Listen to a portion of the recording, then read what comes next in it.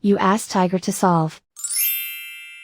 This deals with linear equations with one unknown. The final result is x equals 12. Let's solve it step by step. Group all constants on the right side of the equation. Subtract 9 from both sides. Simplify the arithmetic.